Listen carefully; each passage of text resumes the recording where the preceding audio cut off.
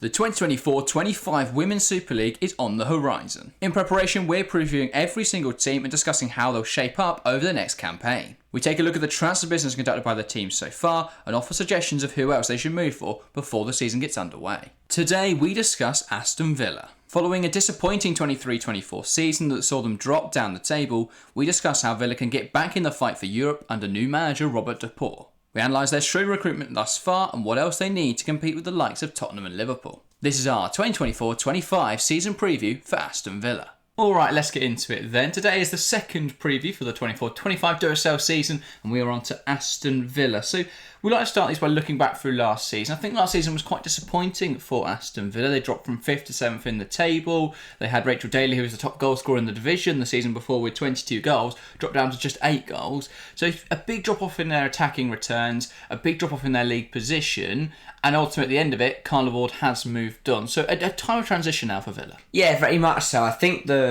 positional change doesn't show everything that went wrong for Villa because it looks like they've only dropped 2 places, but in a 12th place league, that's pretty big. And as we know, they were lower than 7th for the majority of the campaign. They had the quality in the squad to pick up the performances later in the season, but it was a really terrible start. They were 10th, 11th for the first few game weeks. They never really got going last campaign, and it was a shame because we know how strong this Villa side was 2 seasons ago. They played really well. Carla Ward is a good manager, but I think she's decided it's the right time for her to move on. It was a tough season for Villa, and as you say, it's going into a new era with a new coach, hoping losing some big players as well. It's a tough job for Villa next season to get back to where they were 2 years ago. Yeah, definitely. So Carla Ward gone. In comes Robert de Boer, I believe is how you pronounce his name. I'm not 100% on that, so if there are any Dutch people watching, then do let us know how you pronounce his name. But he comes in from Bayer Leverkusen. He's been the manager there for 2 seasons. So relatively inexperienced as the leader, as the manager of a dressing room, but he has been in and around the coaching game for a while. He's been numerous experience, or lots of experience within men's and women's football. So he's got a lot of coaching experience. It's going to be interesting to see whether he can be the one to transform Villa fortunes, take them back up the league, because I think in the 22-23 season where they finished 5th and Daly was right up there in the goals, I think there was a lot of conversation, a lot of discourse about whether Villa could be the side to really challenge Arsenal, Chelsea, City. And then obviously last season they had that big drop-off, and Tottenham, United, Liverpool all assume that top 6. But I think Villa will be aiming to get in the top 6 this season, try and cause an upset in that regard. And well, it'll be very interesting to see whether they can pull it off. I think it's an interesting appointment. I think de Boer is a good appointment, a young manager coming in who I think will give them a bit more direction, a bit more guidance, and it's going to be interesting. I mean, they've certainly made a splash in the market already, so let's talk about that then. Worth noting as well, de Boer doesn't have a Wikipedia, so any information out there just doesn't exist. It's his time to get one. He does. If he performs well enough, make him a Wikipedia. That's his goal. But yeah, we'll start with outgoings then. First up is Simone McGill leaving on a free transfer and joining Birmingham City. I don't think this is a big loss for Villa. I think this is a lovely signing for Birmingham. She's done the unforgivable cross of the divide between the 2 clubs. But yeah, moving across to Birmingham, not a big loss for Villa. No, not at all. Then we've got Alicia Lehmann joining Juventus on an undisclosed fee. This is great for Villa. I have never really seen the hype with Alicia Lehmann. I know why people like her, but that doesn't make her a great footballer. Having social media followers doesn't make her a great footballer. I think that getting any price for Lehmann is a good deal. It's obviously helped out by the fact that Lehmann's gone to Juventus to be with her partner, who has joined Juventus, Douglas Luiz. So that was a sort of couples transfer there across the men's and women's game, which we've not really seen before. We've seen loads of couples transfer in the women's game, but not across the game. So that's quite interesting. But yeah, a player I don't think added a whole lot of quality to this Villa side. I think she had her moments and she had some really good performances occasionally, but there was no real consistency. She lacked end product. I don't think there's much that Villa are missing out on her. Yeah, I think she's a decent player, but I think there's definitely better out there for a very similar contract and things. Yeah. So I think as long as Villa replace her, which they have, looking at all their incomings, I think they'll be all right. Yeah, definitely. And then their final outgoing, which is a big loss, is Daphne Van Domselaar joining Arsenal for £200,000. I think in retrospect, Villa will be frustrated they set the release clause as low as they did. Yeah. Perhaps that was the only way to get Van Domselaar to join, in which case, it's understandable in that regard. But she joined last summer on a free transfer. They signed her with a £200,000 release clause, and understandably that's been triggered by Arsenal. But as I say, if that was 300,000, 400,000, that is money that could go whole lot further. But 200,000 is still a lot of money in the women's game. It's still a lot of transfers, a lot of business that can be done. They have already made a lot of transfers happen. Yes. So I think it was a smart bit of business to bring her in and have that release clause. It has been triggered. They would have wanted it to be higher, but ultimately, it's a great return on a player they bought for free. To get £200,000. So, not bad at all. Let's talk incomings then. Now, we're going to save the big ones to last so we can sort of dive into them a bit more. We'll start with Paula Thomas. She was the first person to join coming in from Levante. So she plays left back. I don't really know who's going to start there this season because they've got Thomas, they've got Pacheco. I thought Pacheco was inconsistent last season, but she did have some really good games. So it's going to be interesting who starts there. I wouldn't be surprised if we do get to start the season and it is Thomas though. So it's going to be interesting to see the competition there. They definitely needed some left back cover though, and that means Maritz now, because she played a fair bit left back last season, will probably now play more right back. So it does just gives a bit more cover in defensive areas. Katie Robinson, really exciting business. Free transfer from Brighton. I think this is a great signing. I was trying to piece together where everyone's actually going to play in this Villa side, and it's quite difficult because they have signed a lot of good players. Yeah. And I think Katie Robinson, really exciting, can play a multitude of positions. She can play attack midfield, she can play right wing, she can play central midfield. So you've got versatility there. And I think she's a really good signing. Yeah, very much so. And on a free as well is a brilliant piece of business. To bring in a player of her quality for absolutely nothing is a really good deal. And I think Robinson's one of those. She's a really, really good player. But I think playing in a higher quality squad like Villa, because Villa does have a stronger team than Brighton does, I think she will up her game. She will play better with better players. Yeah, Brighton have been absolutely fleeced this window, as we will get onto tomorrow, so look out for that preview. But they've not had a great transfer window. Well, in some regards they have. Miri Taylor then up next. Now she was on loan for the back half of last season from Liverpool. There is no information on how much this fee is. Unfortunately, a lot of women's transfers just don't have the fee either disclosed or involved at all. They just don't reveal it. So we don't know how much they paid for her. I think if it's a free transfer, that's fantastic. If it's a little bit of money, that's okay. I don't think she's like a top level player, but she'll provide enough cover in defence midfield. I think it's an okay signing. Yeah, I think what Villa are doing is they're strengthening in numbers at the moment.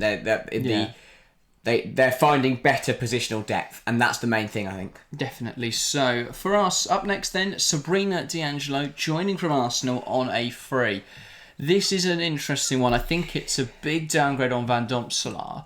However, I don't think D'Angelo is as bad as she looked last season for Arsenal. I think last season, I know she made a few high-profile errors, but she never got consistent minutes in the league. Yeah. And I think a much more low-pressure environment at Aston Villa, I think she will thrive. Yeah, I don't think she's going to be Van Domselaar level where she's practically like keeping you in games at times, but I think she will have a good season, and they have got other options in there. We saw Leek come in with Van Domselaar out injured last season, and she did an okay job. So I don't think it's a huge problem, but it is a downgrade going from Van Domselaar to D'Angelo. It is. I think there will be less high-profile errors for D'Angelo, but that's simply because she's not playing for Arsenal. I understand why they've done it. It's a goalkeeper who played on a free as well. It's a goalkeeper on a free who played in a top level side last season. I think maybe a fresh start for D'Angelo. She's still a goalkeeper at the end of the day. She's a good goalkeeper. Yeah. Shot stopping is very good. She's just got to cut out the errors. I mean, there's too many times last season where she simply just passed it to the opposition. And I think if she can cut that out, she's a decent keeper. But as I say, I think at a lower pressure environment when they're not trying to play out from the back potentially. I don't know how Robert DePaul plays, but if they're not trying to play out from the back, I don't think those mistakes creep in just as often. The other thing to note is that they were never going to get an upgrade on Van Domselaar because there pretty much isn't one unless they're going to go out and buy someone like Naya or Cole or Hannah Hampton or Kiara Keating. So I knew they were always going to downgrade. It just feels like quite a jump. But I guess we'll see. I think D'Angelo could do better in a lower pressure environment. I guess we'll see. Up next, Missy Bo-Cairns joining from Liverpool for 100,000. Now we've got an FB Ref profile on Missy Bo-Cairns, so we'll put that up on screen now.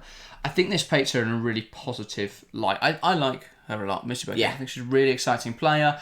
I love how versatile she is. She can play up front, she can play attack midfield, she can play on the right wing. It does feel like Villa have about 10 players now that could play all of those three positions. Yeah. But it does give them those rotational options. Her non-pen XG last season was 0.18, which ranked in the 92nd percentile for players for midfielders. So we could see her a little bit deeper. It depends on where we see her. She did underperform her XG, but it does show she takes up those positions. She gets into those positions to score goals. And I think she could be a really useful player for Aston Villa. 2.26 shots per 90 as well is really good. She's getting a lot of shots away there. And considering that Liverpool weren't the most dominant team, they're often counter-attacking. They're often up against it. I think they did. She did very well to get as many chances as she did. Yeah. Shot creating actions 3.45 per 90. Expected assists 0.21 per 90. They're both really strong. And to assist is less important than expected assists. Because expected assists show you what your player should be doing. Assists show you how many she has put up. So, and obviously with assists, it relies on a teammate scoring. Yeah. Now around better quality players, if she's crossing into someone like Rachel Daly, that's a huge difference than crossing into some of the Liverpool strikers who weren't performing well last season. So I think those numbers will only go up this season. As I say, shot creating action is really strong as well. 80th percentile, 3.45 per 90. It's all a really positive look for Missy Kearns. I think she's a really good player, and I think she'll have a really good impact at Villa. Yeah, I really like her. They're still, very, very young, very, very exciting, and I think if there's consistent minutes for her, I think 100,000 is a decent price. I think they'll be hoping that she performs for that kind of money. But she should. She's a brilliant player, and as I say, if she can get consistent game time, playing week in, week out, she could be a very, very good player for Aston Villa. Yeah, now we're going to save the big one till last. So let's get on to a loan move for Jill Beijings, coming in from Bayern Munich on loan. I think it's a decent loan signing. She plays attacking midfield. Again. It's not another one to fit that role. It's not someone who's going to come in and dominate the league, but she's someone who will offer reliable cover while gaining WSL experience. I think it's a good deal for both parties. Villa will have an extra cover option. Bayern Munich's young player gets to come over and play some WSL football before going back next season, most likely. It worked out for all parties. Yeah, definitely. I think what Villa are doing is they're bringing in rotation players in most positions to help, because obviously last year, big problem if they were missing players or players weren't performing. The quality of the squad beneath them wasn't good enough. The quality of the substitutes wasn't good enough to come on and make a difference. What they've done this summer is they've brought in so many players that if the main 11 aren't performing, they can bring players on that will make a difference, that will add quality. And that's the main thing for Villa. Yeah, let's talk about the marquee signing then. Chasity Grant coming in from Ajax. I think this is a really interesting deal. 23 years old, Dutch international as well. She plays on the right wing, which again, Villa seem to have 50 of now. But I think this is a really exciting sign. The other thing you've got to... So we don't know the fee with this one. I imagine it's over 100 grand. Yeah. You've got to assume as well that... Because obviously we're not factoring into this season that they've sold Laura Brinkilde-Brown.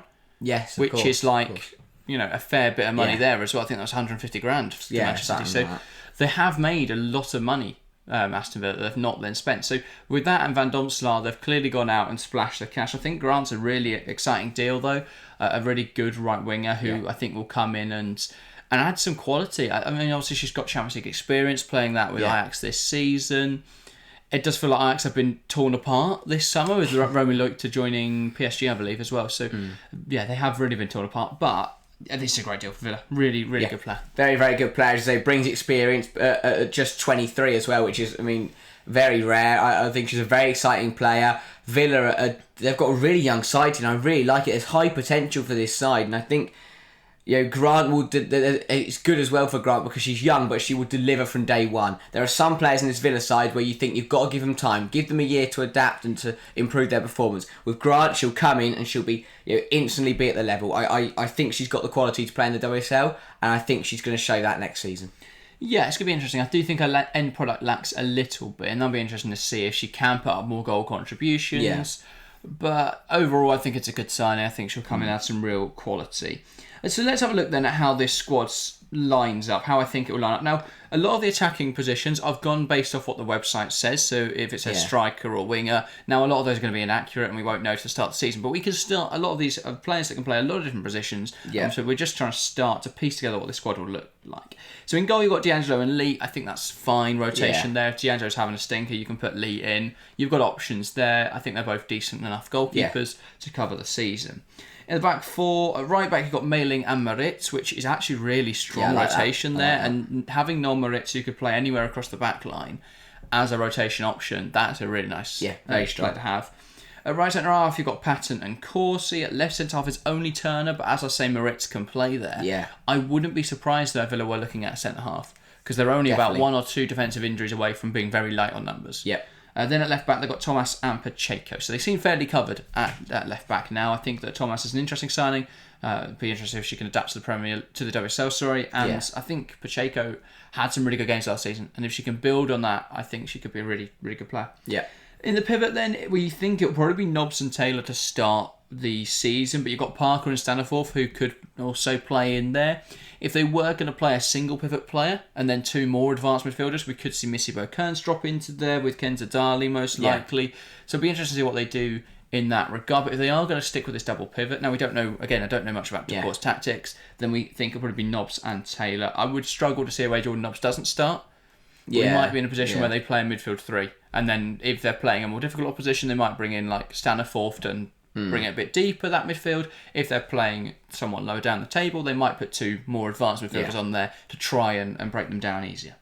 On the right wing then, we think Grant will probably start out there, but with Katie Robinson as an option as well. They've also Kearns can play out there as well. So lots of options on that right wing. In attacking midfield, it's looking like it'll be Darley, Kearns and Beijings. Again, Kearns could play striker, attack midfield or right wing. We don't really know how DePaul is going to use her this season.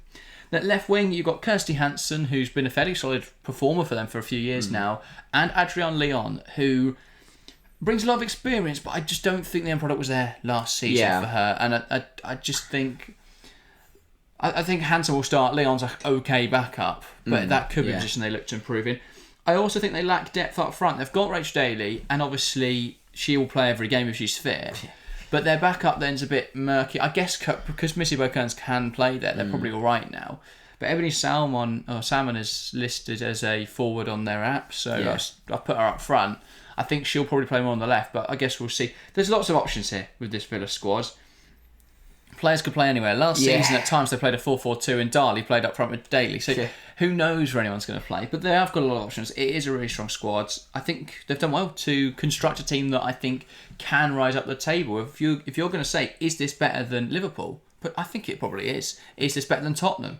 Arguably so, now that Tottenham have lost Grace Clinton. So I think that, the debate is there that Villa should be pushing up the table now. And United as well, without a defence midfielder, without a goalkeeper signed yet, in complete disarray to start this season, I think Villa could take advantage of that. Yeah, there's a big chance for Villa to push up the table. I think Nobbs will be looking to build on a decent season. They'll be hoping Kenza Darley can stay fit for the whole campaign.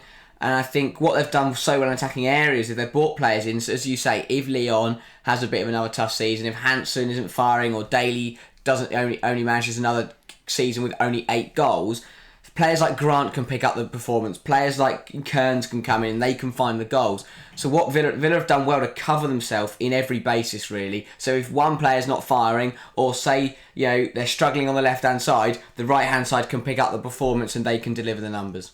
Yeah, definitely so. Let's have a look at the first 5 fixtures then. It's a tough run. Obviously, they open up with Chelsea on the Friday night at Kings Meadow in Bonpaster's first game in charge. Yeah. I can't think of a worse set of circumstances to open the season in, but you never know. Maybe they go and upset Bonpaster. And if they do, wow. Maybe everyone's having conversations about how high Villa will be. So it's interesting. They've got Tottenham in match week 2 at home, then Brighton away, Leicester at home, and Man City away.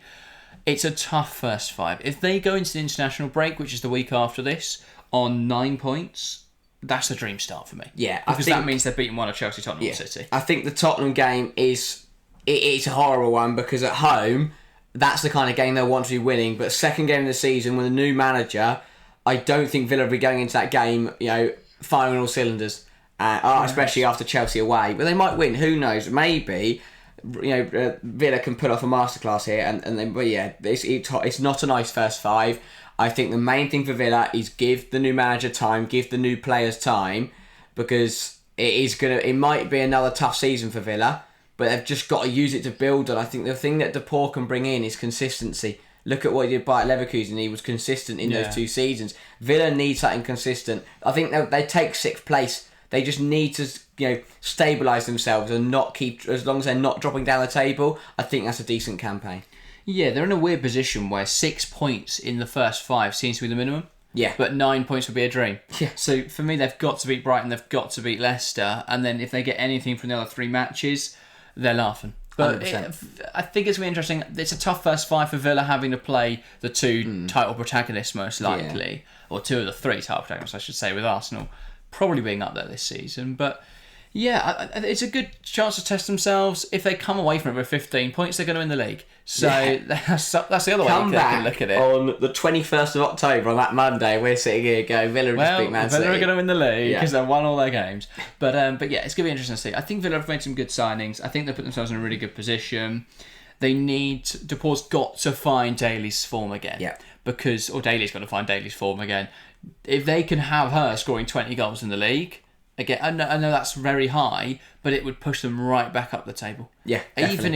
Even if she only doubles her tally from last season, that's still 16 goals. That's still like top goal scorer conversation. That puts Villa right up there. And they've got to win those big games more. And again, she's having chances created for this season by Grant, who is a brilliant player. Yeah. If Darley can stay fit, that's a huge bonus because she missed the start of the season last season. Yeah. And Missy Kearns is in there. You've got Katie Robinson. Villa have got players who can start getting Daly firing again. As you say, if you get Daly into double digits, and players like Grant and Darley can also get in the goals, I think Villa could really shoot back up the table and definitely be targeting that 5th spot once again.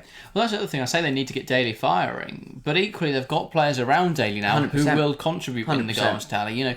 When you consider the difference between an Alicia Lehmann or a Chasity Grant, it's night and day. Yeah. So I think they've improved massively in that regard. Missy Kearns is going to bring a lot of goals as well. So good plan. I think they've done really well in the market to add players who will add a lot of quality. 100%. It's now about, can they bring it all together and can they push their way up the WSL? They've got a tough opening day, tough opening 5 in actual fact.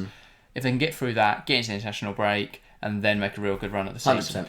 But yeah, I think if I was a Villa fan, I'd be positive. There's a lot to be positive about. There's a lot of excitement, I think, amongst the Villa fan base because they made a lot of good signings. I think De Boer's a good coach. So I guess we'll see how it pans out, but it looks really good for Aston Villa, especially with Liverpool losing Missy Kearns. That's a big loss. They've not really done much to replace her. Tottenham have lost Grace Clinton and not really replaced her. So I think Villa could just jump up the 2 positions they lost last season. And well, who knows what's going to happen with Man United? They might, at this rate, they might win the league. Yeah. Because they're such a random club. But they have signed Ellie Turland. So, yeah, interesting stuff. That is everything, though, for our Villa preview. If you want to go and check out yesterday's where we spoke about Arsenal, that will be on screen now. And remember to look out. Every day we're going to be releasing another preview for the WSL season, the 24-25 season. So look out for those. We've got a lot coming up, of course, for the next 2 weeks. So look out for all of that. But that's everything from us today. Thank you guys very, very much for watching. And we'll see you next time. See ya.